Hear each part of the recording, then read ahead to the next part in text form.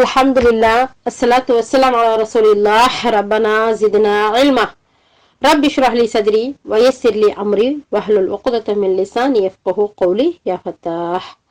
அல்ஹம்துலில்லாஹ் சும்மா அல்ஹம்துலில்லாஹ். அல்லாஹ்வுடைய கிருபை கொண்டு முன்மாதிரி முஸ்லிம் பெண்மணி, ஒரு முஸ்லிம் பெண்மணிக்கு இருக்க வேண்டிய பண்புகள், ஒழுக்கங்கள், அல்லாஹுக்கு பொருத்தமான நல்ல அமல்கள் எப்படிலாம் இருக்கும் அப்படிங்கிறத நம்ம தொடர்ந்து பார்த்து வரோம். ஒரு முன்மாதிரி ஒரு முஸ்லிம் பெண்மணி தொழுகையை எந்த மாதிரி பேணுவா, 5 நேர தொழுகையையும் கரெக்டா நிறைவேற்றுவா, கூட்டு தொழுகையான ஜமாத்து தொழுகையில கலந்துக்கிறவா. ஆனா இந்த தொழுகை சம்பந்தமான வசனங்களையும் நம்ம ஓதி கேட்டுட்டு நம்ம அதை ஆரம்பிக்கிறோம். இன்னைக்கு நம்ம ஓதி கேட்ட வசனங்கள் 2வது அத்தியாயம் சூரத்துல் பக்ரால 43, 44, 45 இந்த வசனங்களை பாருங்களேன். அல்லாஹ் தாலா சொல்லி காட்டுறான். தொழுகையை 42ல இருந்து நான் படிக்கிறேன். 2வது அத்தியாயம் 42. அசத்தியத்தை கொண்டு சத்தியத்தை குழப்பி விடாதீர்கள், அறிந்து கொண்டே சத்தியத்தை நீங்கள் மூடி மறைக்காதீர்கள் இப்படிங்கிற விஷயத்தை அல்லாஹ் தாலா சொல்லிட்டு சொல்றான். தொழுகையை நீங்கள் நிலைநாட்டுங்கள், ஜக்காத்தும் கொடுத்து வாருங்கள், இன்னும் என்னுடைய முன்னிலையில் தலை சாய்ப்பவர்களுடன் சேர்ந்து நீங்களும் தலை சாயுங்கள். அடுத்த வசனம், பிற மனிதர்களை நன்மை செய்யும்படி நீங்கள் ஏவி விட்டு உங்களை நீங்களே மறந்து விடுகிறீர்களா? நீங்களோ வேதத்தை ஓதி கொண்டிருக்கிறீர்கள், நீங்கள் சிறிதளவு இதை பற்றி சிந்திப்பதில்லையா? பொறுமை மற்றும் தொழுகையின் மூலம் நீங்கள் உதவி தேடுங்கள். சின்னமாக தொழுகை ஒரு பாரமான செயல்தான், ஆனால் இறைவனுக்கு அஞ்சி வாழ்கின்ற அடியார்களுக்கு அது பாரமான செயலே இல்லை. அப்ப யாருக்கு பாரமான செயலு?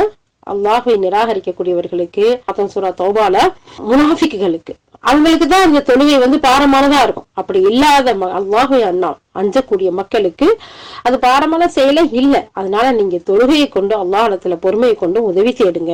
அல்லாஹ் உங்களுக்கு உதவி செய்யக்கூடியவர்களா இருக்கான். அவர்கள் எத்தகையோர்களில் இறுதியில் தங்கள் இறைவனை சந்திப்பவர்களாக இருக்கிறோம் என்றும் அவனிடம் திரும்பி செல்ல வேண்டி இருக்கிறது என்றும் உறுதியாக நம்புவார்கள். இந்த நம்பிக்கையோட அல்லாஹ்வை நம்பி இறுதி நாளையும் நம்பி அல்லாஹ்வை சந்திக்கணுமேங்கிற சிந்தனையோட இருக்கக்கூடிய மக்கள் ஆணாயினும் சரி பெண்ணாயினும் சரி தொழுகை அழகான முறையில் நிலைநாட்டுவார்கள். தொழுகை மூலமும் பொறுமை மூலமும் அல்லாஹ் இடத்துல உதவி தேடுவாங்க. அந்த தொழுகை அவங்களுக்கு பாரமான செயலா இருக்காது. அதுலயும் ஒரு முன்மாதிரி ஒரு முஸ்லிம் பெண்ணுக்கு இந்த தொழுகைங்கிற ஒரு விஷயம் ஒரு பாரமான செயலே கிடையாது. அல்லாஹ்வை நெருங்கக்கூடிய, அவனிடம் தஞ்சம் அடையக்கூடிய, நம்முடைய தேவைகள் எல்லாம் கேட்கக்கூடிய, அவனோடு நெருக்கத்தையும் ரொம்ப க்ளோஸையும் ஏற்படுத்தக்கூடிய ஒரு சந்தர்ப்பம் தான் இந்த தொழுகை. அந்த ஒவ்வொரு தொழுகையும் அந்த பர்ல அழகான முறையில நிறைவேற்றணும். அதையும் ஜமாத்துல கூட்டு தொழுகையில பள்ளியில போய் நிறைவேற்றுறதுக்கும் நமக்கு தடை இல்லை. அல்லாஹுடைய ரசூல் நமக்கு நிறைய விஷயங்களை கற்றுக் கொடுத்திருக்கிறாங்க அப்படிங்கிறதை நம்ம பார்த்தோம். இந்த வசனத்திலையும் அல்லாஹால தொழுகையினுடைய முக்கியத்துவத்தை சொல்லி காட்டுறான். அல்லாஹுடைய ரசூல் நமக்கு சொல்றாங்க, தொழுகைக்காக பெண்கள் பள்ளிக்கு வந்தா நீங்க தடுக்காதீங்க, ஆனா உங்கள் பெண்கள் மஸ்ஜித்களை விட்டு தடுக்காதீங்க, அவங்க வீடுகள்லயே அவங்க தொழுகிறது மிக சிறந்தது இப்படிங்கிறத சொல்லிட்டு, பெண்கள் தொழுகைக்கு எந்தெந்த நேரமெல்லாம் வந்தாங்க, எப்படியெல்லாம் அவங்க வந்தாங்க அப்படிங்கிறத, கிரக நேரத்துல தொழுகை வந்திருக்கிறாங்க, பெருநாள் தொழுகைக்கு வந்திருக்கிறாங்க, 5 நேர தொழுகைக்கு வந்திருக்காங்க, கிப்லா மாற்றங்கள் நடந்த போது கூட பெண்கள் தொழுதுகிட்டு இருந்தனால கிப்லா மாற்றம் ரைட் ஆப்போசிட்ல நடந்துச்சு. அப்ப அப்படி இருக்கிறதுனால பின்னாடி நின்ற பெண்கள் முன்னாடியும், முன்னாடி நின்ற ஆண்கள் பின்னாடியா இருக்கிறாங்க. அந்த அளவுக்கு பெண்கள் ஒவ்வொரு நேர ஜமாத்துலையும் கலந்துக்கறக்கூடியவர்களா இருந்தாங்க அப்படிங்கறத பார்த்தோம்.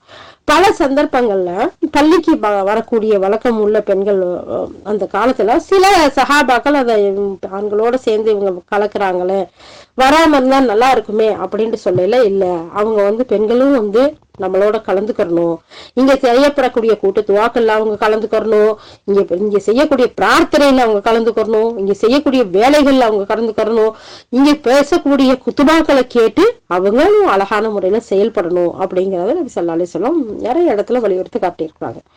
இப்படி இருக்கும்போது ஒரு தடவை பாருங்க, பல சந்தர்ப்பங்கள்ல பெண்கள் மஸ்ஜிதுக்கு வர்ற வழக்கம் உள்ளவர்களா இருந்தாங்க. இது நபியவர்கள் காலத்துல மக்களுக்கு மத்தியில பரவலா இருந்த ஒரு நல்ல பழக்கொண்டே சொல்லலாம். இதுக்கு ஆதாரபூர்வமான நபிமொழிகள் நிறைய இருக்கு. ஆனா சில நேரங்கள்ல தகாத சில விஷயங்களும் நடந்துதான் இருக்கு. ஆனாலும் நபி ஸல்லல்லாஹு அலைஹி வஸல்லம் என்ன செய்யல, பெண்கள் பள்ளிக்கு வர்றதை தடுக்கல. ஒரு முறை நடக்கக்கூடாத ஒரு நிகழ்ச்சி நடந்துச்சு.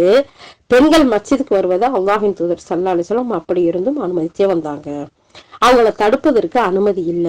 பெண்களுக்கு தேவையான ஆன்மீக ரீதியான, அறிவு ரீதியான பல நல்ல பலன்கள் அவர்கள் மஸ்ஜிதுக்கு வந்து போவதில் இருக்கிறது தான் அதுக்குரிய காரணம். ஏன்னா அங்க காலையில மாலையில ஹலக்கா நடக்குது, அங்க கூடிய டெய்லி பேசக்கூடிய நசீஹா இருக்கு, அல்லாஹ்வுடைய ரசூல் சொல்லக்கூடிய விஷயம், அப்படி பல நல்ல விஷயங்கள் அவங்க அதுலலாம் கலந்துக்கிட்டாதான் அவங்க ஆக்டிவா இருப்பாங்க, அவங்களுக்கும் அந்த பலன்கள்லாம் கிடைக்கணுங்கிறதா அல்லாஹ்வுடைய ரசூலுடைய எதிர்பார்ப்பா இருந்ததுனால அவங்க தடுக்கவே இல்லை. ஒரு தடவை வாயும் தொகையெல்லாம் அவங்க அறிவிக்கிறாங்க, ஒரு பெண்மணி அதிகாலையில, அதாவது ஃபஜ்ர் தொழுகைக்கு இருள மஸ்ஜிதுக்கு வர்றாங்க. அப்படி வரும்போது வர்ற வழியில அந்த பெண்ணை ஒருவர் என்ன செஞ்சிட்டாரு, பாலியல் வன்முறை செஞ்சிட்டார். அந்த வழியா போயிட்டு இருக்கும் போது அந்த பெண் என்ன செய்யறா, சத்தம் போட்டு எனக்கு யாராச்சும் உதவி செய்ய முடியுமா, எனக்கு உதவுங்களேன், என்னை இவர் இந்த மாதிரி பண்ணிட்டாரு, அவரை பிடிச்சி ஏன்னா நபி ஸல்லல்லாஹு அலைஹி வஸல்லம் காலத்துல அவங்கள்ட்ட தான் நிறைய எல்லா விஷயங்களும் போகும், அப்ப எனக்கு உதவுங்கன்னு அவங்க தேடுறாங்க. அப்ப தொழுகைக்காக அந்த தொழுகைக்கு அந்த பக்கம் வரக்கூடிய ஒருத்தர் இவர் ஓடவுமே அவர் பின்னாடியே ஓடி போய் பிடிக்கலாம் அப்படின்னு சொல்லிட்டு ஓடுறாரு.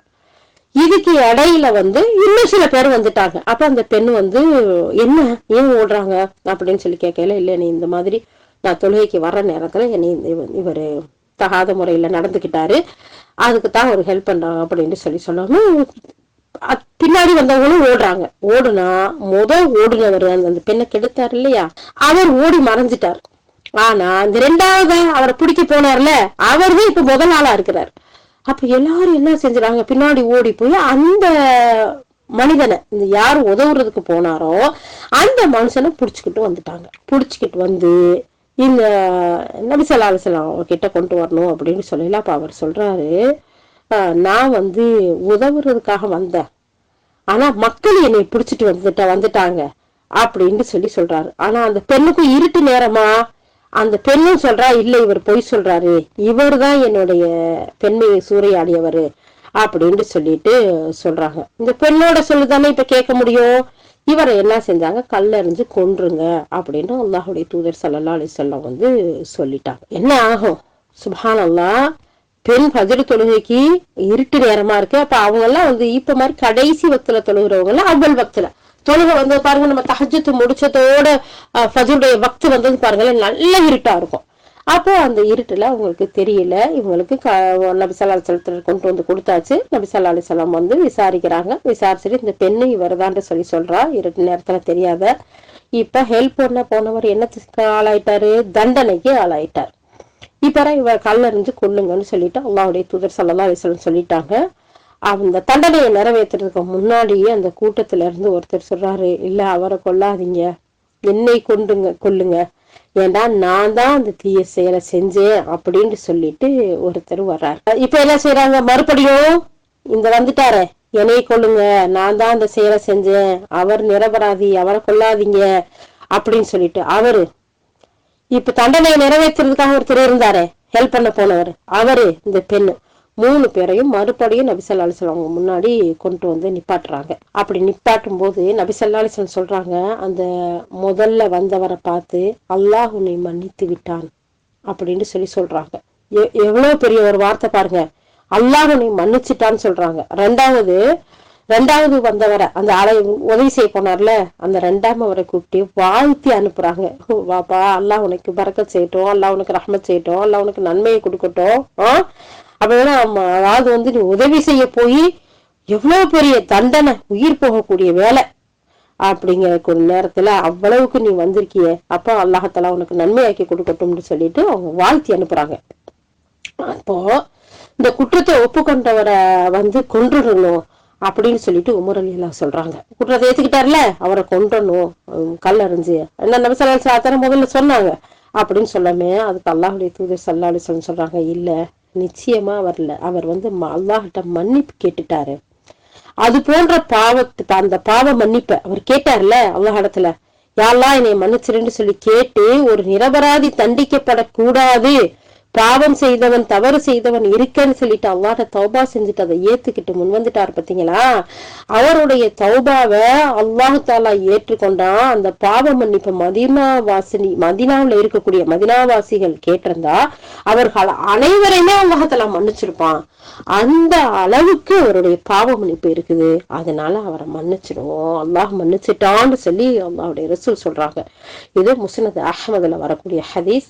சில்சிலாங்கிற கிதாப்லையும் பதியப்பட்டிருக்குன்னு சொல்லிட்டு இமாம், இந்த கிதாபை எழுதக்கூடிய இமாம் நமக்கு ஆதாரத்தை கொடுக்குறாங்க. சுப்ஹானல்லாஹ். அவ பாருங்க எந்த அளவுக்கு அவர் மன்னிப்பு கேட்டிருக்கிறாருன்னு சொல்லிட்டு. அவர் செஞ்சது தப்புதான், தவறுதான், கூடாத செயல்தான், பெரும்பாவம் தான், இல்லைன்னு சொல்றதுக்கு இல்ல. ஆனா அப்படி இருந்தாலும் ஒரு நிரபராதி அந்த இடத்துல தண்டிக்கப்படக்கூடாது. நாளைக்கு அல்லாஹ்வுக்கு முன்னாடி நிக்கணும், மறுமைக்கு போகணும். அப்ப அவன் கொடுக்கிற தண்டனை எவ்வளவு கடுமையானது, எவ்வளவு பாரதூரமானது. அதுக்கு முன்னால நம்ம என்ன செய்யணும், நம்ம செஞ்ச தப்புக்கு இன்னொருத்தர் தண்டனை அனுபவிக்கிறதா அப்படின்னு சொல்லி அவர் என்ன செய்யறாரு, அல்லாஹ்ட்ட பாவ மன்னிப்பு தேடுறாரு. அந்த தப்பை ஏத்துக்கிட்டாரு, அந்த நிரபராதியை பாதுகாக்கிறாரு இல்லையா. அப்போ அல்லாஹாலா அந்த விஷயத்த அல்லாஹுடைய ரசூலுக்கு அறிவிச்சு கொடுக்குறான். அவங்க அல்லாஹாலா அந்த தவறுல இருந்து மன்னிக்கிறான், அல்லாஹ் மன்னிக்கிறான். ஒரு கொலை குற்றத்துல இருந்து தண்டனையில இருந்து அல்லாஹாலா மன்னிச்சுட்டான் அப்படின்னு சொல்றாங்க, அல்லாஹுடைய ரசூலும் சொல்றாங்க. சுப்ஹானல்லாஹ். இப்படி இந்த மாதிரியான நிலைமைகள் வந்ததுக்கு பின்னாடியும் தொழுகிற வரக்கூடிய பெண்களுடைய நிலைமைகள் அல்லாஹுடைய தூதர் மிகவும் அனுசரிப்பாங்க. தொழுகைக்கு வராதிங்கன்னு இப்படி நடந்த பின்னாடி கூட சொல்லல, பெண்கள் தொழுகைக்கு வர வேண்டாம், பள்ளிக்கு வர வேண்டாம் அப்படின்னு சொல்லல. ஏன்னா எல்லா இடத்துலயும் சில தவறுகள் தப்புகள் நடக்கக்கூடியது ஒரு சூழ்நிலைகள் இருக்கத்தான் செய்யுது. தொழுகைக்கு வந்தா மட்டும்தான் இப்படி இருக்குதா?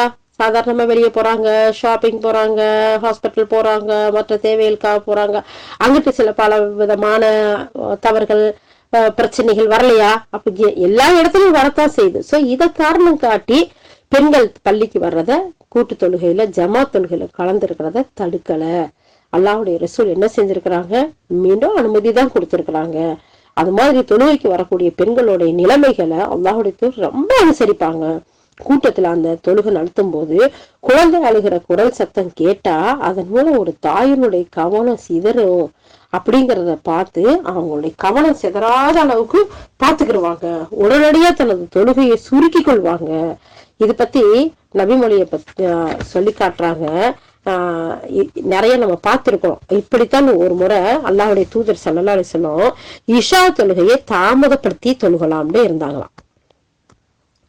அப்படி தாமதப்படுத்தி இருக்கும்போது அல்லாஹ்வுடைய தூதரே, பெண்களும் சிறுவர்களும் தூங்கிட்டாங்க, வாங்க நீங்க தொழுக வைங்க அப்படின்னு சொல்லிட்டு உமர் ரலியல்லாஹு போய் நபி ஸல்லல்லாஹு அலைஹி வஸல்லத்தை அழைக்கிறாங்க. அப்ப அல்லாஹ்வுடைய தூதர் ஸல்லல்லாஹு அலைஹி வஸல்லம் தன்னுடைய ரூம்ல இருந்து, அறையில இருந்து வெளியே வந்து, பூமியில உள்ளவங்களையே உங்களை தவிர வேற யாரும் இந்த தொழுகையை எதிர்பார்த்து காத்திருக்கல அப்படின்னு சொல்றாங்க. அப்ப அந்த அளவுக்கு அந்த நேரத்துல அந்த பெண்களும் சரி பிள்ளைகளை தூக்கிட்டு வந்து அந்த கூட்டு தொழுகையில அந்த ஜமாத் தொழுகையில கலந்துக்கிறணும் அப்படிங்கறதுல இஷா தொழுகைக்கு அவ்வளவு ஆர்வமா பள்ளியிலே தூங்கிட்டாங்கிற அளவுக்கு அதை நிலைநாட்டக்கூடியவர்களா, அந்த இபாதத்தை செய்யக்கூடியவர்களா இருந்திருக்கிறாங்க. அப்ப கூட அல்லாஹ்வுடைய ரசூல், நீங்க இவ்வளவு லேட்டா பிள்ளைங்களை தூக்கிட்டு பள்ளியில இருக்கணும், நீங்க வீட்டுல இருக்கிறதே நல்லதுன்னு தானே சொல்லியிருக்கேன், அப்ப நீங்க ஏன் பெண்களை வர சொன்னீங்க, பெண்கள் எல்லாம் போக சொல்லுங்க, இப்படி சொல்லவே இல்லை. இதுக்கு பின்னாடியே நீங்க பள்ளிக்கு வராதீங்க, இப்படி லேட் நைட்லாம் ஆனா நீங்க வர வேண்டாம் அப்படியும் சொல்லல. அப்ப அல்லாஹ்வுடைய தூதர் ஸல்லல்லாஹு அலைஹி வஸல்லம் என்ன சொல்றாங்க, இந்த பூமியிலேயே உங்களை தவிர மத்த எல்லாரும் இபாதத் அல்லாஹ்வுடைய தொழுகையை எதிர்பார்த்து காத்திருக்கவில்லை. அப்ப நீங்க தான் காத்திருக்கக்கூடிய மக்களா இருக்கீங்கன்னு என்கரேஜ் பண்ணக்கூடியவர்களா, ஆதரிக்கக்கூடியவர்களா, பெண்களுக்கு ஊக்கம் கொடுக்கக்கூடியவர்களா, பெண்கள் பள்ளிக்கு வர்றதை தடை செய்யாதவர்களா நபி ஸல்லல்லாஹு அலைஹி வஸல்லம் இருந்திருக்காங்கிற செய்தியை பாக்குறோம். இது சஹீஹுல் புகாரில, சஹீஹுல் முஸ்லிம்ல வரக்கூடிய ஹதீஸா இருக்குது. சுப்ஹானல்லாஹ். அப்ப பாருங்க, பெண்கள் அந்த அளவுக்கு ஆர்வத்தோட இருந்திருக்கிறாங்க, ஜமாத் தொழுகையில போய் கலந்திருக்கிறாங்க. அந்த ஜமாத் தொழுகையோட முக்கியத்துவத்தை கருதி அல்லாஹ்வுடைய ரசூல் மத்த ஹதீஸ சொல்லியிருந்தாலும், மத்த விஷயங்கள் அதாவது பெண்கள் வீட்டுல தொழுகிறது சிறப்புன்னு சொல்லி இருந்தாலும் அனுமதி கொடுத்த காரணத்தினால உங்க போய் தொழக்கூடியவர்களா இருக்காங்க. ஜமாத்தா கூட்டு தொழுகை தொழுகிற போது பெண்களுடைய வரிசையை முற்படுத்துங்க அல்லாஹுடைய தூதர் ஸல்லல்லாஹு அலைஹி வஸல்லம் கவனமும் செலுத்தி இருக்கிறாங்க. ஏன்னா அல்லாஹுடைய தூதர் சஃப்களை சரி பண்ணுவாங்க தொழுகையில. அப்படி சரி பண்ணி வரும்போது அல்லாஹுடைய தூதர் ஸல்லல்லாஹு அலைஹி வஸல்லம் சொல்றாங்க, ஆண்களுடைய வரிசையில மிக சிறந்தது அதனுடைய முதல் வரிசை. தொழுகைக்கு ஜமாத்தா போய் நம்ம நின்னோம்னு சொன்னா அதுல முதல் செஃப்ல நிக்கிறதுக்கு நன்மைக்கு தெரிஞ்சா சீட்டு குலுக்கி போட்டி போடுவாங்க. நான் தான் நிப்பேன், நீ தான் நிப்பேன். அந்த அளவுக்கு முன் செஃப்ல நிக்கிறதுக்கு ஒரு மிகப்பெரிய சிறப்பு இருக்கு. அப்ப அதைத்தான் அல்லாஹ்வுடைய ரசூல் சொல்லி காட்டுறாங்க.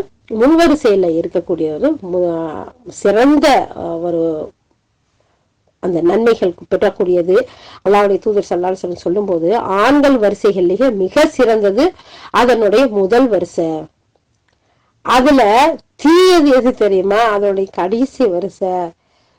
பெண்களுடைய வரிசையில மிக சிறந்தது அதனுடைய கடைசி வரிசை. அதுல தீயது எது தெரியுமா? அதோட முதல் வரிசை. ஏன்னா அது ஒரு சபலத்தை, ஒரு கெட்ட எண்ணத்தை, மற்றபடியான அந்த சிந்தனை சிதறலை ஏற்படுத்தக்கூடியது. ஏன்னா ஆண்களோட கடைசி வரிசையில நிற்கும் போது அதுக்கடுத்து பெண்கள் இருக்கிறாங்கல்ல, ஷைத்தான் அந்த கல்புல எண்ணத்தை போடுவான், யார் நிக்கிறா பார்க்கலாமா அப்படிங்கிறது. அதே மாதிரிதான் பெண்களும் அந்த ஆண்களுக்கு பக்கத்துல நிற்கும் போது சுப்ஹானல்லாஹ் அந்த சிந்தனை சிதறல்கள் வரும் இல்லையா, அதுக்காக இதை சொல்லி காட்டுறாங்க. இதுவும் சஹீஹ் முஸ்லிம்ல வரக்கூடியதா இருக்கு.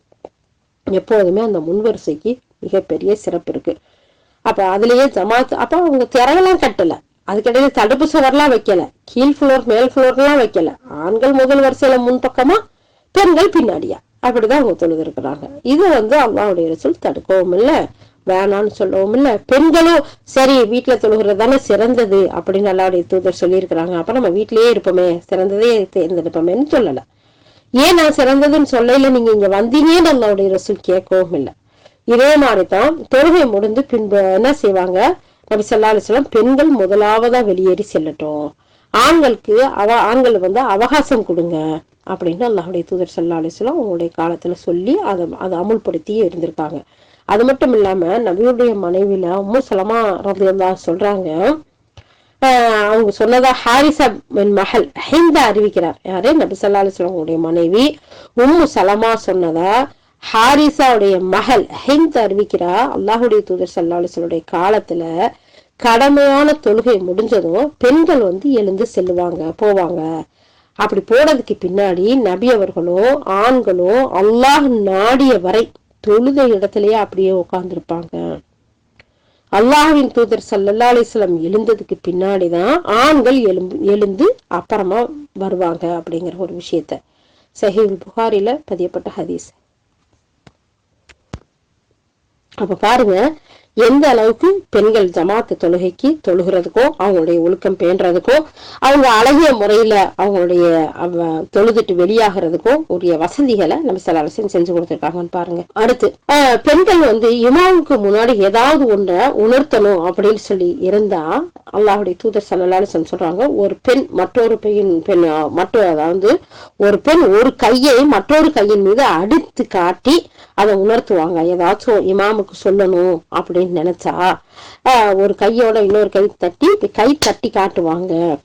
அப்படி அப்ப அல்லாஹ்வுடைய தூதர் என்னன்னு சொல்லி கேட்கறதுக்காக திரும்புவாங்க. தொழுகையில பெண்களுக்கு கொடுத்திருந்த முக்கியத்துவத்தை இது நமக்கு உணர்த்துது. நீங்களும் எதுவும் நடந்தா ஏதாச்சும் விஷயங்கள் சொல்லலாம், அப்படி சொல்லும் போது நீங்க சத்தம் போட்டோ பேசியோ சொல்லக்கூடாது, இப்படித்தான் நீங்க சொல்லணும்னு சொல்றாங்க. அதே மாதிரி ஆண்களை நோக்கி அல்லாஹ்வுடைய தூதர் ஸல்லல்லாஹு அலைஹி வஸல்லம் சொல்றாங்க, உங்களுக்கு என்ன வந்துச்சுப்பா, நீங்க ஏன் இப்படி கை தட்டுறீங்க, தொழுகை ஏதாவது ஒன்று நிகழ்ந்தா நீங்க தஸ்பீ சொல்லுங்க, அப்படி தஸ்பீ சொன்னா நான் திரும்பி பார்ப்பேன், கை தட்டுறது ஒரு பெண்களுக்குரிய விஷயம் இல்லையா அப்படின்னு சொல்றாங்க. அப்ப தனித்துவத்தை பெண்களுக்கு அந்த தொழுகையில அந்த மாத்துல எதுவும் நடந்தா சொல்றதுக்கு ஒரு அழகான தனித்துவத்தையே ஏற்படுத்தி கொடுத்திருக்காங்க. இந்த செய்தியும் சஹீஹ் புகாரி முஸ்லிம்ல பதியப்பட்டிருக்குங்கிறத இந்த கிதாப்ல பாக்குறோம். இது மட்டும் இல்லாம அல்லாஹ்வுடைய தூதர் ஸல்லல்லாஹு அலைஹி வஸல்லம் காலத்துல பிறகு பெண்கள் மஸ்ஜிதுக்கு வருகிற வழக்கம் தொடர்ந்து இருந்துச்சு. நபி ஸல்லல்லாஹு அலைஹி வஸல்லம் அவங்களுடைய காலத்துக்கு பிறகும் பெண்கள் என்ன செய்யறாங்க, பள்ளிக்கு வரக்கூடிய அந்த பள்ளியில ஜமாத் தொழுகையில தொழக்கூடிய ஒரு வழக்கம் தொடர்ந்து இருந்துச்சு. இந்த எண்ணிக்கை எந்த அளவுக்குன்னா நாளுக்கு நாள் அதிகமாகிக்கிட்டே வந்துச்சு. அப்பாசிய மன்னர்களின் ஆட்சி காலத்துல மஸ்ஜிதோடைய முற்றம் இருக்குல்ல, அது ஃபுல்லா பெண்கள் நிரம்பி வழிவாங்க, அந்த அளவுக்கு வந்தாங்க. அதனால தாமதமா தொழுகைக்கு வர்றாங்கல்ல ஆண்கள், அவங்க எல்லாம் பெண்களுக்கு பின்னாடி நின்று தொழுவும்படி நிலைமைகள் ஆகுது. அப்போ என்னடா பெண்களுக்கு பின்னாடி ஆண்கள் நின்று தொழுகிறது கூடுமா அப்படின்னு சொல்லிட்டு இமாம் மாலிக் ரஹமத்துல்லா அவங்க கிட்ட அறிஞர் இப்னுல் காசிம் ரஹமுல்லா போய் கேக்குறாங்க. அப்போ இமாம் மாலிக் ரஹமுல்லா என்ன சொல்றாங்க, கூடுன்னு தீர்ப்பு சொல்றாங்க. இப்னுல் ஹாசிம் ரஹமுல்லா சொல்றாங்க, பள்ளியின் உள்பகுதியில ஆண்களால் நிரம்பிய பிறகு அவர்களுக்கு பின்னாடி பெண்கள் முற்றத்துல நிக்கிறாங்க. பிறகு தாமதமா வர்ற ஆண்கள் பெண்களுக்கு பின்னால் நின்று இமாமை பின்பற்றி தொழுகின்றார்கள். இது கூடுமா அப்படின்னு சொல்லிட்டு இமாம் மாலிக் ரஹமுல்லாட்ட கேள்வி கேட்ட போது அதுக்கு அவங்க என்ன செய்யறாங்க, அப்படி தொழுபவர்களின் தொழுகை கூடிவிடும், திரும்ப தொழுகை தேவையில்லை அப்படின்னு அவங்க ஃபத்வா கொடுத்திருக்கிறாங்க. அல் முத்தவ்வத்துல் குபுரா அப்படிங்கிற கிதாப்ல இது பதியப்பட்டிருக்கிறது. இந்த கிதாபை எழுதக்கூடிய ஆசிரியர் அதுக்கு ரெஃபரன்ஸும் கொடுக்குறாங்க. இருப்பினும் பெண்கள் மஸ்ஜிதுக்கு வருவது பிரச்சனைக்கு வழி வகுக்க கூடாது. சமூகத்துல எத்தகைய உயர்வான ஒழுக்கங்களை பேணி பாதுகாத்து வரணும்னு இஸ்லாம் வழிகாட்டி இருக்குதோ அதை கண்டிப்பா கவனத்துல வைக்கணும். ஏதாவது சில காரணங்கள் பிரச்சனைகள் உருவாகாத பயந்தா பெண்கள் வீட்டுல தொழுவது சிறந்தது, மேலானது. நம்ம முன்னாடி பார்த்தோம் இல்லையா அந்த நபிமொழி, பெண்கள் அல்லாஹுடைய அடிமைகள் பள்ளிக்கு வர்றதை தடுக்காதீங்க, ஆனா அவர்கள் வீட்டுல தொழுவது சிறந்தது என்று அந்த ஹதீஸையே மீண்டும் நினைவு கூறுறாங்க. அங்க வர்றதுல பிரச்சனை வந்தா அந்த விஷயங்களை கவனத்துல எடுத்து பெண்கள் வீட்டுல இருக்கிறது சிறந்தது. அல்லாஹ்வுடைய தூதர் ஸல்லல்லாஹு அலைஹி வஸல்லம் சொல்றாங்க, உங்கள் பெண்களை மஸ்ஜிதுகளை விட்டு தடுக்காதீங்க, அவங்கள வீடுகளே அவர்களுக்கு மிக ஏற்றது. இந்த செய்தி இப்னு உமர் எல்லாம் அறிவிக்கிறாங்க. சுனன் அபூதாவுதுல, சுனன் அஹ்மதுலயும் பதியப்பட்டிருக்கு அப்படிங்கறதை சொல்றாங்க. வர்றதுல எதுவும் பிரச்சனை இருந்தா சிறந்தது வீட்டுல இருக்கிறது அப்படிங்கறத. சில ஆண்கள் பிரச்சனை ஏற்பட பயந்து தங்களுடைய பெண்கள் பள்ளிக்கு செல்றத, அந்த மஸ்ஜிதுக்கு செல்றத தடுக்கிறாங்க. இதை அறிந்து அல்லாஹ்வுடைய தூதர் ஸல்லல்லாஹு அலைஹி வஸல்லம் சொல்றாங்க, அந்த ஆண்களை கண்டிக்கிறாங்க. பெண்கள் பள்ளிக்கு வர்றத தடுக்காதீங்க, பெண்கள் மஸ்ஜிதுக்கு வரணும், முஸ்லிம்களின் நல்ல பிரார்த்தனைகள்லயோ நல்ல உரைகள்லயோ நல்ல அமர்வுகள்லையும் கலந்து கொள்ளணும் அப்படிங்கிற ஆசை அல்லாஹ்வுடைய தூதர் ஸல்லல்லாஹு அலைஹி வஸல்லத்துக்கு அதிகமா இருந்துச்சு. அதனாலதான் என்ன செய்யறாங்க, பெண்களை தடுக்கக்கூடிய ஆண்களை கண்டிக்கிறாங்க. இல்ல அவங்கள வர விடுங்க, அவங்க எல்லாத்துலயும் கலந்துக்கறணும் அப்படிங்கறதையும் சொல்றாங்க. இதுக்கு சான்றா இப்னு உமர் எல்லாம் அவங்க வழியா முஜாஹிது ரஹ்மத்துல்லாஹ் அறிவிக்கக்கூடிய ஒரு செய்திய இங்க பார்க்கலாம். பெண்கள் ராத்திரியில பள்ளிக்கு செல்றத தடுக்காதீங்க அப்படின்னு அல்லாஹ்வுடைய தூதர் ஸல்லல்லாஹு அலைஹி வஸல்லம் சொன்னதை இப்னு உமர் எல்லாம் சொல்றாங்க. சொல்லி பேசிட்டு இருக்காங்க. அப்போ இப்னு உமர் அல்லாஹ்வுடைய மகன் இருக்காங்கல்ல, யாரு, உமர் அல்லாஹ்வுடைய பேரன், அவங்க சொல்றாங்க, இதுக்கு அனுமதி அளிக்க மாட்டோம் நாங்கெல்லாம், இது சரியில்லை அப்படிங்கிற மாதிரி குற்றத்திற்கு வழியாக அதை எடுத்துக்கிடுவாங்க. இந்த மாதிரி போறத, நைட் நேரத்துல போறது, காலையில வெள்ளனா போறது, இதெல்லாம் சரியா இல்லை அப்படின்னு சொல்றாங்க. இப்போ இப்னு உமர் அல்லாஹ் தன்னுடைய மகனை வன்மையா கண்டிக்கிறாங்க, கடுமையா. என்ன, நான் அல்லாஹ்வுடைய தூதர் ஸல்லல்லாஹு அலைஹி வஸல்லம் பெண்களை தடுக்காதீங்கன்னு சொன்னாங்கன்னு சொல்றேன், நீ அதுக்கு அனுமதிக்க அளிக்க மாட்டோம்னு சொல்றியே அப்படின்னு சொல்லிட்டு எச்சரிக்கை செய்யறாங்க. சஹீஹ் முஸ்லிம்ல வரக்கூடிய செய்தி. அப்போ இப்னு உமர் யாரு, உமர் அல்லாஹ்வுடைய மகன். அவங்க சொல்லக்கூடிய செய்திக்கு மகன் மறுப்பு சொல்றாரு.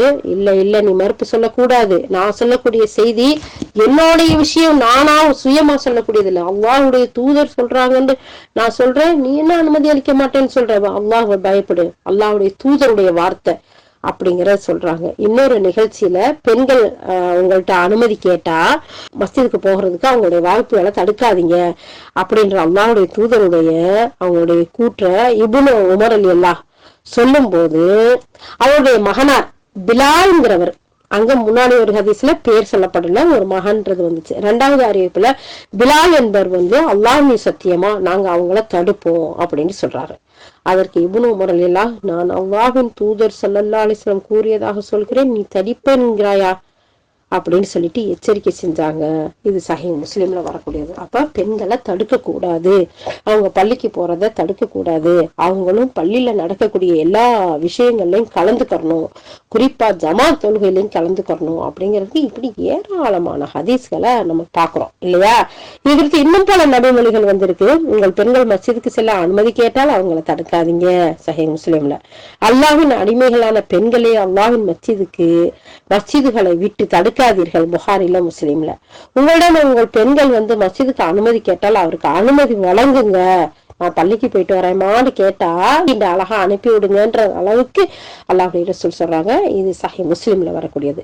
பெண்கள் மஸ்ஜிதுக்கு வருவது ஆகுமாக்கப்பட்டுள்ளது, அதில் நன்மை உண்டு என்றாலும் அதற்கு பல நிபந்தனைகள் இருக்குது. அவற்றில் மிக முக்கியமானது நறுமணம். வெளியே வீசும்படி பூசி இருக்க கூடாது. தன்னுடைய அலங்கார ஆடைகளை வெளிக்காட்டியவளாக வரக்கூடாது.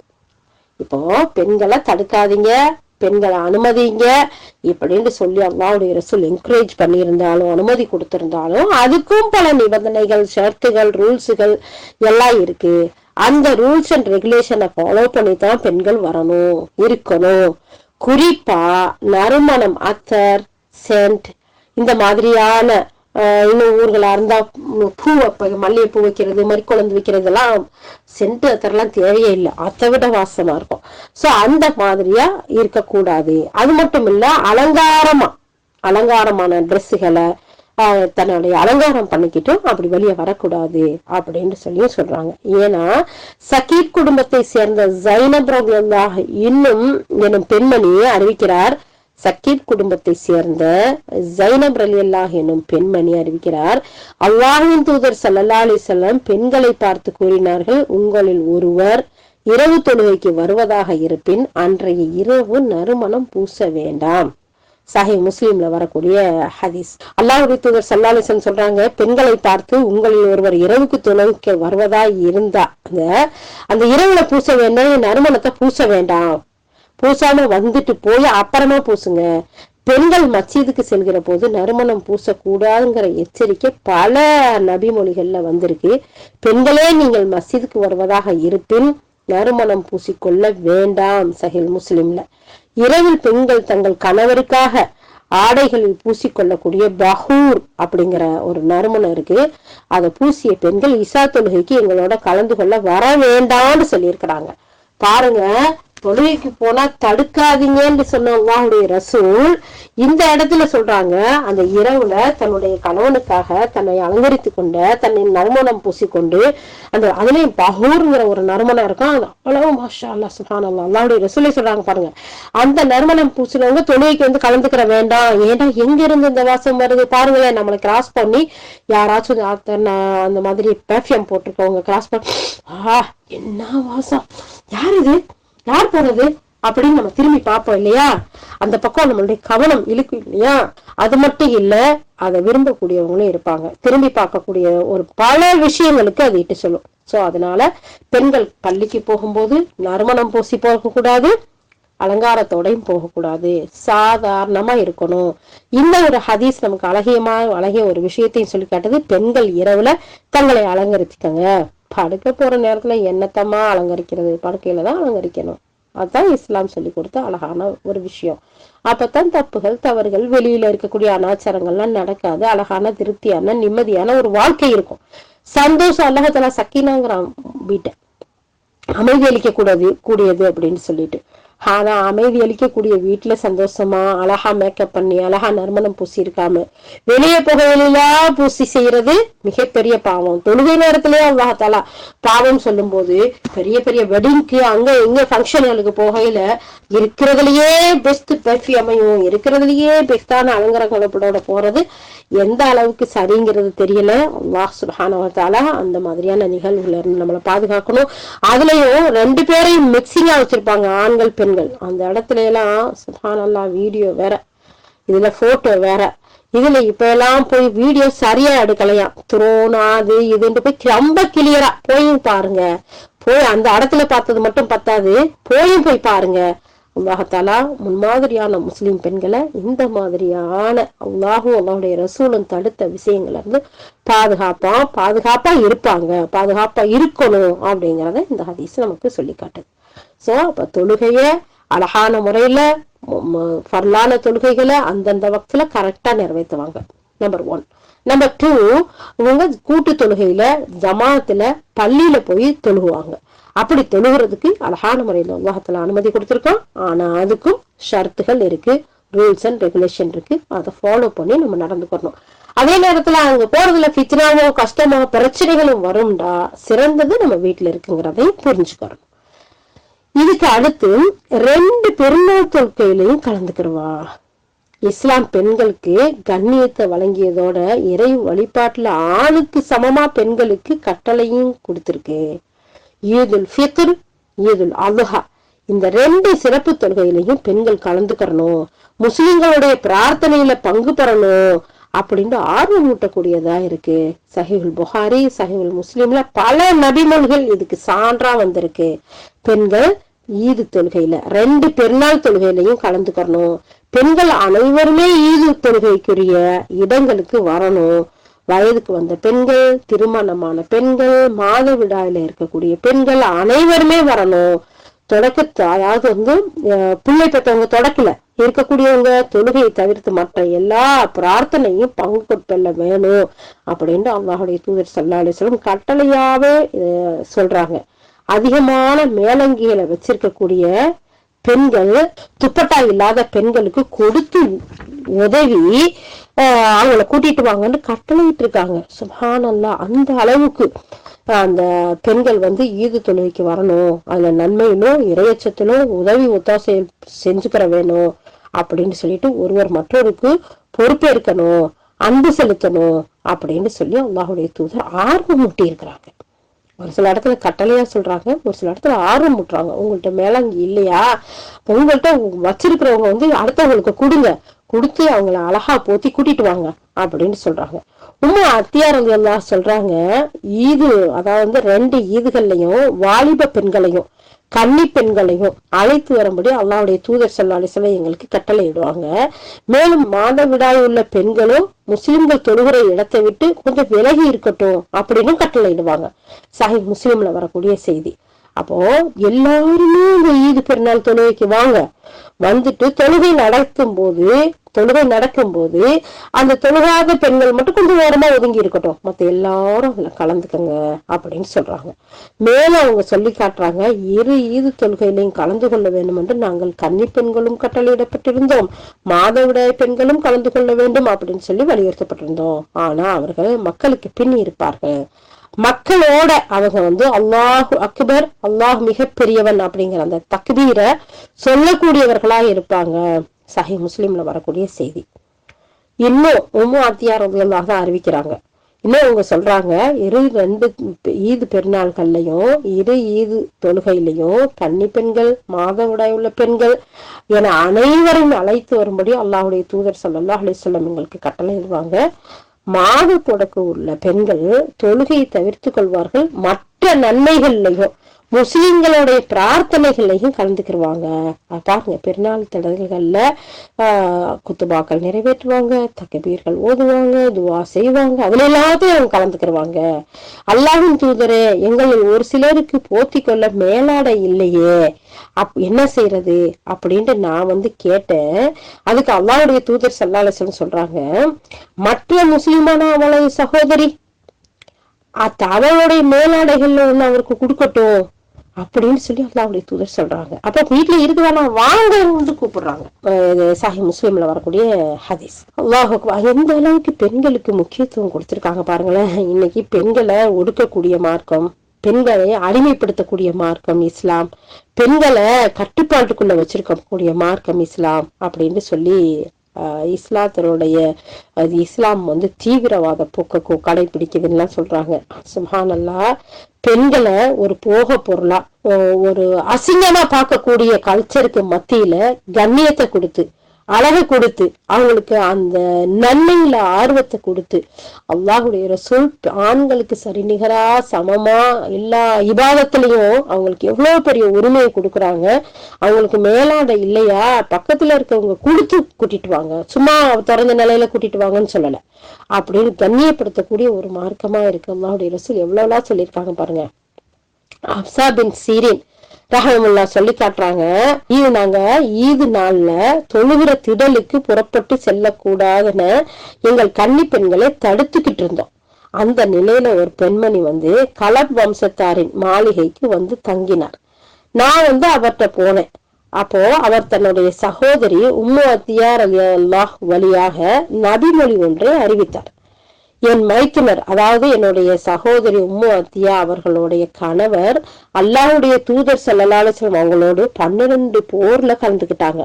அதுல என்னோட சகோதரி, அதாவது உம்மு அத்தியா இருக்காங்கல்ல, அவங்க 6 போர்கள்ல தன்னுடைய கணவரோட இருந்தாங்க. அப்போ அப்படின்னு இந்த பெண்மணி சொல்றா, பெண்களாகிய நாங்கள் போர்கள் நடைபெறுகிற போது காயமுற்றவர்களுக்கு மருந்திடுவோம், நோயாளிகளை கவனிப்போம்.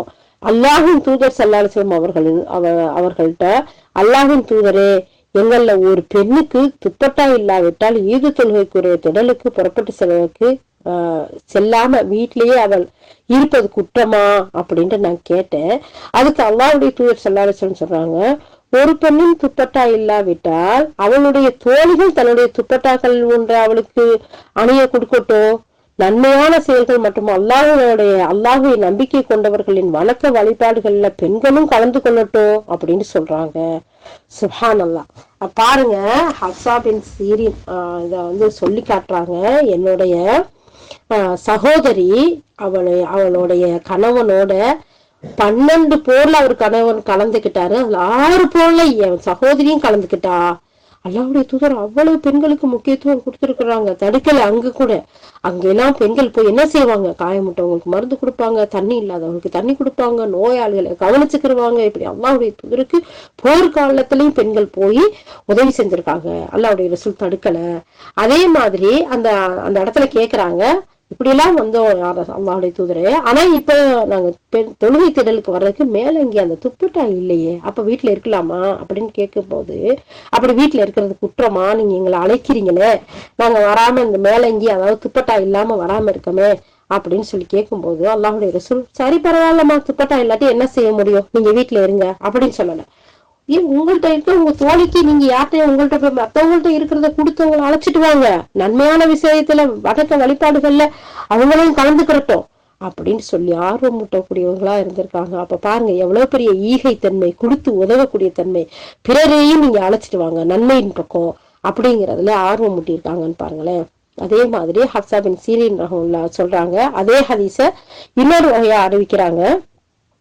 அத்தியார் எல்லாம் வந்த போது நான் அவர்களிடம் சென்று, அல்லாஹ்வின் தூதர் ஸல்லல்லாஹு அலைஹி வஸல்லம் இவ்வாறு கூறியதை நாங்கள் செவியிட்டீர்களா என்று கேட்டேன்.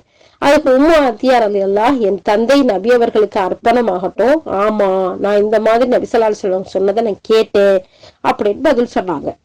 உம்மு அத்தியார் எல்லாம் அவங்க அல்லாஹ்வுடைய தூதர் ஸல்லல்லாஹு அலைஹி வஸல்லம் பேரை எப்பயெல்லாம் சொல்லுவாங்களோ அப்பையெல்லாம் என் தந்தை அவர்களுக்கு அர்ப்பணமாகட்டும் அப்படிங்கிற சேர்த்தையே தான் சொல்லுவாங்க. அது மட்டும் இல்ல, திரைக்குள்ள இருக்கக்கூடிய வயது வந்த பெண்களோ, மனம் முடித்த பெண்களோ, திரைக்குள்ள இருக்கக்கூடிய கன்னி பெண்களோ, மாதவிடாய் ஏற்பட்டுள்ள பெண்களோ தொழுகை திடலுக்கு புறப்பட்டு செல்லட்டும். மாதவிடாய் ஏற்பட்டுள்ள பெண்கள் தொழுகிற இடத்தை விட்டு ஒதுங்கி இருக்கட்டும். நன்மையான செயல் மற்றும் அல்லாஹ்வை நம்பிக்கை கொண்டவர்களுடைய பிரார்த்தனையில பெண்களும் கலந்து கொள்ளட்டும் அல்லாஹ்வுடைய தூதர் ஸல்லல்லாஹு அலைஹி வஸல்லம் சொன்னாங்க. ஹப்ஸா சொல்றாங்க, நான் உம்மு அத்தியா ரலியல்லாஹுவிடம் மாதவிடாய் ஏற்பட்டுள்ள பெண்களுமா இது தொழுகையில நடக்கிற திடலுக்கு செல்வாங்க அப்படின்னு சொல்லி நான் கேட்டேன். அதுக்கு உம்மு அத்தியா, ஆமா மாதவிடாய் ஏற்பட்ட பெண்களும் அரஃபா, மினா, முஸ்தலிஃபா போன்ற இந்த இடங்களுக்கெல்லாம் செல்றது இல்லையா அப்படின்னு சொல்லிட்டு திருப்பி கேக்குறாங்க. சஹீஹுல் புகாரில வரக்கூடிய ஹதீஸ். அப்ப மாதவிடாய்ங்கிறது தொழுகைய கணவனோட உடலுறவு கொள்ளுவத, கௌபாவை தவாப் செய்யறத, இதை தவிர வேற எதையுமே தடுக்கல அப்படிங்கிற ஒரு செய்திய நம்ம இந்த இடத்துல பாக்குறோம். அப்ப ஈது பெருநாளைக்கு அந்த திடல்ல தொழுதாலும் சரி, இல்ல திடல் இல்லாம பள்ளிகள்ல நடத்தின தொழுகை நடத்தினாலும் சரி, பெண்கள் எல்லாரும் அதுல கலந்துக்கறணும். கன்னி பெண்களும் கலந்துக்கறணும், கல்யாணமான பெண்களும் கலந்துக்கறணும், மாதவிடாய் போன்ற தொழுகை இல்லாத பெண்களும் சேர்ந்து கலந்துக்கறணும். தொழுகை மட்டும் கூடாதுங்கிற நிறைய விஷயங்களை நம்ம ஹதீஸ்கள் மூலமா பாக்குறோம் இல்லையா. அதை தொடர்ந்து சஹீஹ் புகாரில மற்றொரு அறிவிப்புல உம்மு அத்தியா ரலியல்லாஹு சொல்றாங்க, ஈத் அன்று பெண்களாகிய நாங்க தொழுகை திடலுக்கு புறப்பட்டு செல்ல வேண்டும்னு கட்டளை. அந்த திரைக்குள்ள இருக்கிற கன்னி பெண்களையும் புறப்பட செய்யணும், மாதவிடாய் ஏற்பட்டுள்ள பெண்களையும் புறப்படணும் அப்படின்னு கட்டளை இடப்பட்டோம். பெண்கள் தொழுகை திடலுக்கு சென்று ஆண்களுக்கு பின்னால இருந்து கொண்டு ஆண்கள் தக்பீர் சொல்லும் போது அவர்களும் தக்பீர் சொல்வாங்க. யாரு? பெண்கள். பெண்கள் பிரார்த்திக்கும் போது, ஆண்கள் பிரார்த்திக்கும் போது அவர்களும் பிரார்த்திப்பார்கள். அந்த நாளில் அருள் வளத்தையும் புனிதத்தையும் அவர்கள் ஆதரவு வைப்பார்கள். சஹீஹுல் புகாரில. அப்ப பாருங்க, அல்லாஹுடைய தூதர் ஸல்லல்லாஹு அலைஹி வஸல்லம் ஈது பெருநாளைக்கு பெண்கள் வாங்கன்னு எத்தனை இடத்துல கட்டளையாயிடுறாங்க, அழைச்சிட்டு வர சொல்றாங்க. அங்க தொழுகை இல்லாதவங்க ஓரமா இருந்துக்கங்க, மற்ற நேரத்துல அந்த தொழுகை திடலுக்கு வந்து ஆண்கள் தக்பீர் சொல்ற மாதிரி அவங்களும் தக்பீர் சொல்லுவாங்க. எப்படி சத்தம் கேட்க கூடாது?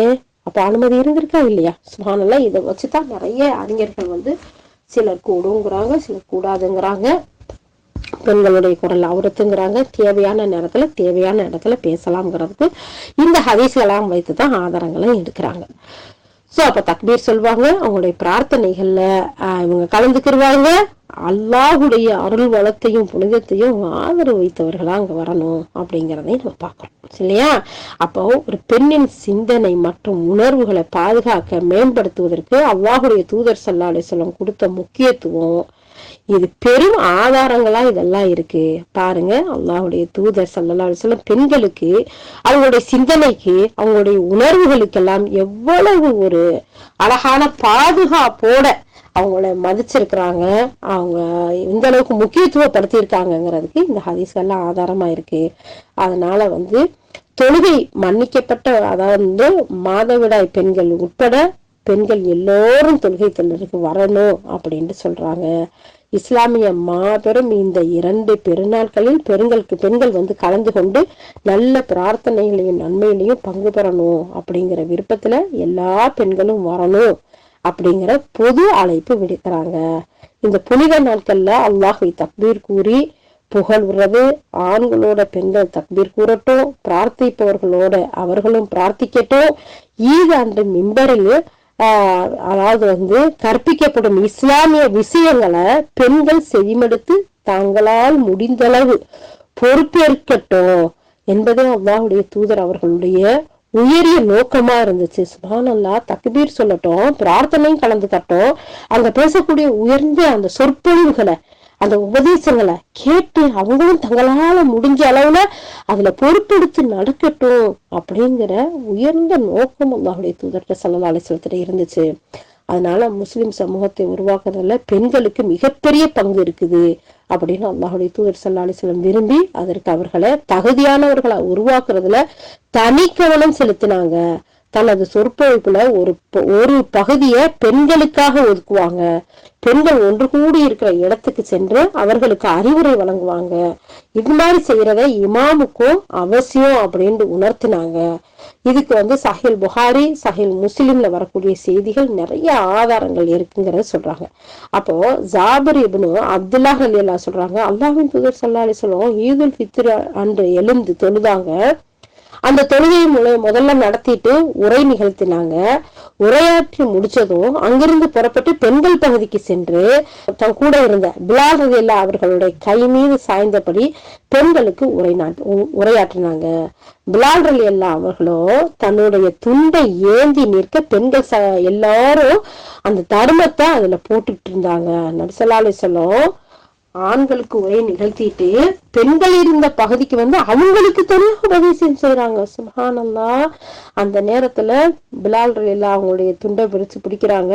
அந்த இடத்துல பெண்கள் எல்லாம் தன்னுடைய தான தர்மங்களை நிறைய செய்யறாங்க. அறிவிப்பாளர்கள் ஒருத்தரான இப்னு ஜுரைஸ் ரஹ்மத்துல்லாஹி சொல்றாங்க, இதை எனக்கு அறிவித்த அதாவு இப்னு அபு ரபாஹ் ரஹமுல்லா அவங்கள்ட்ட நான் கேட்டேன், ஈதுல் ஃபித்ர் தர்மத்தையா பெண்கள் அங்க கொடுத்தாங்க அப்படின்னு சொல்லி கேட்டேன். அதற்கு அத்தாவு ரஹமத்துல்லா சொன்னாங்க, இல்ல இல்ல, மேலதிகமா அவங்களுடைய தர்மத்தை அவங்க கொடுக்குறாங்க. அவர்கள் தம் பெரிய மோதிரங்களையும் இன்னும் பிற அணிகலன்களையும் அதுல போட்டாங்க அப்படின்னு அவங்க பதில் சொல்றாங்க. அப்ப சொல்லிட்டு நான் அந்த அத்தாவு ரஹமுல்லா சொல்றாங்க, அவர்களிடம் இவ்வாறு பெண்கள் பகுதிக்கு சென்று நல்லுரை வழங்குவது இன்றைக்கும் இமாம்கள் மீது கடமையா நீங்க கருதுறீங்களான்னு கேட்டேன். அதுக்கு அவங்க சொன்னாங்க, நிச்சயமா அது அவர்களுக்கு கடமைதான், அவர்களுக்கு என்ன நேர்ந்தது அதை அவங்க செய்வதில்லை அப்படின்னு சொல்றாங்க. இது ஃபதஹுல் பாரி சஹீஹ் முஸ்லிம்ல இந்த செய்தி பதியப்பட்டிருக்கு. அப்ப இன்னைக்கும் என்ன செய்யணும், ஆண்களுக்கு உரை நிகழ்த்தக்கூடிய இமாம்கள் பெண்கள் பகுதிக்கும் பெண்களுக்கும் உபதேசம் செய்யணும். அப்பதான் அது முக்கியத்துவம். ஏன்னா அல்லாஹ்வுடைய ரசூல் காட்டிய வழிமுறையா இருக்குது. அப்போ அதனால பெண்களுக்கு அந்த அளவுக்கு பாருங்க எவ்வளவு முக்கியத்துவம் கொடுத்திருக்கக்கூடிய மார்க்கமா இருக்கு, எவ்வளவு கண்ணியப்படுத்திய மார்க்கமா இருக்கு. பெண்களை வச்சு கொண்டாடக்கூடிய ஒரு சமுதாயம் இருக்குது அப்படின்னு சொன்னா அது இஸ்லாம் தவிர வேற எதுவுமே கிடையாது. சுப்ஹானல்லாஹ், பெண் உரிமை எல்லாத்துலயும் சமம். அல்லாஹ் சுப்ஹானல்லாஹ் ஒரு சில விஷயங்கள்ல அவங்களுடைய பாதுகாப்பு கருதி, அவங்களுடைய நலனை கருதி அவங்களுக்கு சில விஷயங்களை சொல்லியிருப்பாங்களே தவிர மற்ற எல்லா இடத்துலயும் சுப்ஹானல்லாஹ் அவங்களுக்கு கொடுத்த உரிமை மாதிரி அல்லாஹ்வுடைய ரசூல் இந்த இஸ்லாம் கொடுத்த உரிமைகள், பாதுகாப்பு, முக்கியத்துவம் வேற எங்கேயும் இல்லை அப்படிங்கிறத பார்க்கலாம். அதே மாதிரி பெண்களுக்கு நல்ல உபதேசம் கூறி அவர்களுக்கு மார்க்க அறிவுரையும் வழங்கி அவங்களுடைய மனம் விரும்பி கொடுத்த தர்மத்தையும் அல்லாஹ்வுடைய தூதர் ஸல்லல்லாஹு அலைஹி வஸல்லம் பெற்றுக்கொண்டாங்க அப்படிங்கிற செய்தியை முதல்ல பார்க்கலாம். பார்த்தீங்களா? அப்ப நபி ஸல்லல்லாஹு அலைஹி வஸல்லம் என்ன செய்யறாங்க, ஆண்களுக்கு உரை நிகழ்த்திட்டு பெண்கள் பகுதியிலையும் போய் அவங்களுக்கு அறிவுரை சொல்றாங்க. அறிவுரை சொல்லும் போது பெண்கள் அவங்களா மனம் விரும்பி கொடுத்த தர்மத்தை அல்லாஹ்வுடைய தூதர் அழகா சந்தோஷமா வாங்கிட்டு வர்றாங்க அப்படிங்கறத. அப்போ பெண்களுக்கு இமாம்கள் உரை நிகழ்த்தணும், அந்த நேரத்துல பெண்கள் தர்மம் செய்யணும், அதை அவங்க ஏற்றுக்கொள்வாங்க. அல்லாஹ்வுடைய தூதர் ஏத்துக்கிட்டாங்கன்னா அல்லாஹும் ஏற்றுக்கொள்வான், இன்ஷா அல்லாஹ் நிறைவான கூலியை கொடுப்பான் அப்படிங்கறதை இந்த இடத்துல பார்க்கலாம். அதே மாதிரி சஹீஹ் புகாரி சஹீஹ் முஸ்லிம்ல மற்றொரு அறிவிப்புல இடம்பெற்றிருக்கு. அதுல பெண்களுக்கு அறிவுரை கூறியதோட அவங்களுடைய ஒப்பந்தமும் வாங்கினாங்க. அதுல மார்க்கத்தில் உறுதியாக இருக்கணுங்கிற வலியுறுத்தலும் இருந்துச்சு அப்படின்னு சொல்றாங்க. அப்போ அவங்க உபதேசம் மட்டும் செய்யலையா, பயான் மட்டும் குத்துபா மட்டும் செய்யலையா, அவங்கள்ட்ட சில ஒப்பந்தங்களும் வாங்கினாங்கன்னு சொல்றாங்க. இப்னு அப்பாஸ் சொல்றாங்க, நான் அல்லாஹ்வுடைய தூதர் ஸல்லல்லாஹு அலைஹி வஸல்லம் அவங்களோட அபூபக்கர் ரலியல்லாஹு, உமர் ரலியல்லாஹு, உஸ்மான் ரலியல்லாஹு ஆகியோரும் ஈதுல் ஃபித்ர் தொழுகையில பங்கெடுத்திருக்கேன். உரை நிகழ்த்துவதற்கு முன்னாடி அவர்கள் தொழுகை நடத்துவாங்க, அதுக்கு பின்னாடிதான் உரை நிகழ்த்துவாங்க. முதல்ல தொழுதுருவாங்க. அப்ப பெருநாள்ல இப்ப ஜுமால பாத்தீங்கன்னா முதல்ல குத்துபா, ரெண்டாவது தொழுகை. பெருநாள்ல முதல்ல தொழுகை, ரெண்டாவதுதான் குத்துபா. அப்ப தொடர்ந்து இப்னு அப்பாஸ் சொல்றாங்க, அல்லாஹ்வுடைய தூதர் ஸல்லல்லாஹு அலைஹி வஸல்லம் புறப்பட்டார்கள். எப்படி? தொழுகை முடிச்சு குத்துபா முடிச்சு மக்களை தம் கைகளால் அமர செய்தது இன்றும் நான் பார்ப்பது போல உள்ளது. பிறகு ஆண்களை பிளந்து கொண்டு பிலால் ரலியல்லாஹுடன் பெண்கள் பகுதிக்கு சென்றார்கள். அப்ப பாத்தீங்களா, முதல்ல என்ன செய்யறாங்க, ஆண்களுக்கு தொழுகை நடத்துறாங்க, குத்துபா செய்யறாங்க, அதுக்கு பின்னாடி அப்படியே மக்களை எல்லாம் உட்கார சொல்லிட்டு அந்த கூட்டத்தை விளக்கிக்கிட்டு பெண்கள் பகுதிக்கு போய் அங்கு பெண்களுக்கு பேசுறாங்க. பிலால் ரலியல்லாஹுவோட எனக்கு இப்பயே அதை கண்ணு முன்னாடி பாக்குறது மாதிரி தெரியுது அப்படின்னு சொல்றாங்க. நபியே, நம்பிக்கை கொண்ட பெண்கள் உங்களிடம் அல்லாஹ்வுக்கு யாதொன்றையும் இணை வைப்பதில்லை என்றும், திருடுவதில்லை என்றும், விபச்சாரம் செய்வதில்லை என்றும், தங்கள் பெண் சந்ததிகளை கொலை செய்வதில்லை என்றும், தங்களுடைய கைகால் அறிய, அதாவது பொய்யென தெரிந்தே கற்பனையாக அவதூறு கூறுவதில்லை என்றும், உங்களிடம் வாக்குறுதி தந்தால் அவர்களுடைய வாக்குறுதியை பெற்றுக்கொண்டு நீங்கள் அவர்களுக்காக முன்னர் அவர்கள் செய்துவிட்ட குற்றங்களுக்காக அல்லாஹ்விடத்தில் மன்னிப்பு கோருங்கள். நிச்சயமாக அல்லாஹ் மிக மன்னிப்பவனாகவும் கருணை உடையவனாகவும் இருக்கிறான். சூரா மும்தஹினா 60வது அத்தியாயம் 12வது வசனம். இந்த வசனத்தை ஓதி காட்டினாங்க. ஓதி முடித்ததுமே அந்த உறுதிமொழியில நீங்கள் நிலையாக இருப்பீர்களா அப்படின்னு பெண்கள்கிட்ட அல்லாஹ்வுடைய தூதர் கேக்குறாங்க. யாருமே பதில் சொல்லல. ஒரே ஒரு பெண் மட்டும் எந்திரிச்சு ஆமா அல்லாஹ்வுடைய தூதரே அப்படின்றாங்க. அவர் யாருன்ற அறிவிப்பாளர் ஹசன் அவர்களுக்கு தெரியல. அந்த பெண் அஸ்மா பின்த் யசீத் என இப்னு ஹஜர் ரஹ்மத்துல்லாஹ் சொல்றாங்க. பெண்களுடைய நன்கொடையை பிலால் ரலியல்லாஹு தனது துண்டுல ஏந்தி, வாருங்கள் என் தந்தையும் என் தாயும் உங்களுக்கு அர்ப்பணமாகட்டும் என்று கூறினார்கள். பெரிய பெரிய மோதிரங்களையும் மற்ற அணிகலன்களையும் பிலால் ரலியல்லாஹுடைய ஆடையில அந்த பெண்கள் கலட்டி போட்டாங்க. இந்த செய்தி சஹீஹ் புகாரில பதியப்பட்டிருக்கு. அப்ப ஈது தொழுத இடத்துல அல்லாஹுடைய தூதர் ஸல்லல்லாஹு அலைஹி வஸல்லம் பெண்களுக்கு சொற்பொழிவு நடத்தினாங்க. அவங்க வழங்கிய நன்கொடையையும் அவங்க ஏற்றுக்கொண்டாங்க. அது மட்டும் இல்லாம இந்த மார்க்கத்தினுடைய கடமைகளை அவங்களுக்கு சிறப்பான விஷயங்களை உணர்த்தி காட்டினாங்க. இந்த மார்க்கத்துடைய கடமைகளையும் சிறப்புமிக்க அடையாள சின்னங்களையும் வழிபாடுகளையும் நிறைவேற்றுகின்ற பொறுப்பு பெண்களுக்கும் உண்டு அப்படிங்கிறதோட அவர்களும் செயல் வீரர்களா ஆக வேணுங்கிறதுல உணர்த்துகின்ற அளவுக்கு அல்லாஹ்வுடைய தூதர் நடந்திருக்காங்க. நாமும் 2 பெருநாட்கள்லையும் நடைபெறக்கூடிய அந்த தொழுகையில பெண்களுக்கு பங்கு பெற வேணுங்கிற சிறப்பான அழைப்பை கொண்டு இந்த நோக்கம் நிறைவேறி இருக்கு. அப்ப நம்மளும் பெண்களுக்கு இந்த அழைப்பை கொடுக்கணும், அவங்களும் கலந்துக்கணும், இதுல அழகான முறையில நடக்கணும். மேலும் இஸ்லாமிய சமூகத்துல கூட்டு வாழ்க்கையில தனி மனித வாழ்க்கையிலையும் ஜமாத் தொழுகையின் முக்கியத்துவத்திற்கும் நபி அவர்கள் இந்த அமைப்பு ஆதாரம் நமக்கு எவ்வளவு அழகான முறையில இருக்குங்கிறத பாக்குறோம். அது மாதிரி மஸ்ஜிதுகள்ல நடைபெறக்கூடிய கூட்டு தொழுகையில பெண்கள் கண்டிப்பா கலந்து கொள்ள வேணுங்கிற கட்டாயத்தை இஸ்லாம் பெண்களுக்கு விதிக்கல. இருந்தாலும் பெண்கள் ஒரு இடத்துல ஒன்று சேர்ந்தா அவங்க தங்கள் பெண்களுக்கு அந்த தொழுகையில கூட்டா ஜமாத்தா நிறைவேற்றுவதை இஸ்லாம் விரும்புது. அப்போ அவங்க இமாமா நின்ற தொழுகை நடத்துகிற பெண் வரிசையில நடுவேல நின்று அந்த வரிசையை விட்டு முந்தக்கூடாது, தொழுவணும். பெண்களா ஒரு இடத்துல சேர்ந்திருக்கிறாங்க, அப்ப நேரத்துல ஜமாத்து நடத்தலாம்டா நடத்தலாம். அந்த பெண் ஆண் மாதிரி முன்னாடி ஒரு முசல்லாவை போட்டு முன்னிலைப்படுத்த கூடாது. அப்படியே ஒரே லைனா நின்று அதோட நடுவுல நின்று தொழுகை நடத்தலாம். அதுக்கு முந்தி இருக்கக்கூடாது. அதான் மற்றும் இக்காமத் சொல்ல வேண்டிய அவசியம் பெண்களுக்கு இல்ல. முசலமார் ரலியல்லாஹு பெண்களுக்கு தொழுகை நடத்திய போது இப்படித்தான் நடத்தினாங்க. அஹ்காமு நிசா அப்படிங்கிற கிதாபுல அல் முக்னிங்கிற கிதாபுலையும் பதியப்பட்டிருக்குன்னு சொல்றாங்க. அப்ப பெண்கள் அழகான முறையில தொழுகையிலையும் கரெக்டான முறையில தொழக்கூடியவர்களா இருக்கணும்.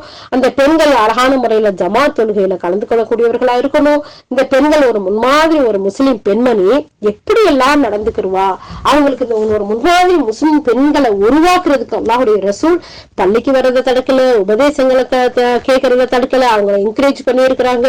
அப்போ ஒரு முன்மாதிரி முஸ்லிம் பெண்மணியா இருக்கக்கூடியவள் பரலான தொழுகைகளை 5 நேர தொழுகைகளையும் கடைபிடிக்கணும். அது மட்டும் இல்லாம ஜமாத் தொழுகையில கடைபிடிக்கக்கூடியவர்களா இருப்பா. ஈது பெருநாள் தொழுகைகளை கலந்து கொண்டு போர்களையும் போய் உதவி செய்யக்கூடியவர்களா, இப்படி எல்லா விதமான நன்மையான அமல்கள்லையும் ஈடுபடக்கூடியவளா முன்மாதிரி முஸ்லிம் பெண்மணி நடந்துகிறவா அப்படிங்கிற இந்த ஒரு தலைப்பை நம்ம பார்த்து முடிச்சிருக்கோம். இன்ஷா அல்லாஹ் அடுத்து நம்ம பார்க்க இருக்கிறது சுன்னத்தான அதிகப்படியான தொழுகைகளை பேணக்கூடியவளா இருப்பா. அதுல எந்தெந்த சுன்னத்துக்கெல்லாம் வருது, எதெல்லாம் முக்கியத்துவப்படுத்துதுங்கிறத இன்ஷா அல்லாஹ் அடுத்த மீட்டிங்ல நம்ம பார்ப்போம். அப்போ அல்லாஹுடைய மிகப்பெரிய கிருபையில ஒரு முன்மாதிரி முஸ்லிம் பெண்மணிக்கு அல்லாஹுடைய ரசூல் நமக்கு இந்த மார்க்கத்துல கொடுத்த அங்கீகாரம், கொடுத்த முக்கியத்துவம் அதையெல்லாம் விளங்கி அழகான முறையில் அமல் செய்யக்கூடிய அழகிய முன்மாதிரி பெண்மணியாக யா அல்லாஹ் எங்கள் அனைவரையும் நீ ஆக்கி வைப்பாயாக. கேட்டதன்படி அமல் செய்யக்கூடிய பாக்கியவன்களாக ஆக்கி வைப்பாயாக. யா அல்லாஹ் நீ பொருந்து கொள்ளும் விதத்தில் நன்மைகள் செய்யக்கூடியவர்களாக எங்கள் அனைவரையும் ஆக்கி, எங்களுடைய வாரிசுகளையும் ஆக்கி, எங்களுடைய பாவங்களை மன்னித்து மறைத்து யா அல்லாஹ் ஜன்னத்துல் ஃபிர்தௌஸில் எங்கள் அனைவரையும் ஒன்று செய்ப்பாயாக. وآخر دعوانا أن الحمد لله رب العالمين. سبحان الله بحمده، سبحانك اللهم بحمدك، نشهد أن لا إله إلا أنت، نستغفرك ونتوب إليك. سبحان ربك رب العزة عما يصفون، والسلام على المرسلين، والحمد لله رب العالمين. السلام عليكم ورحمة الله وبركاته.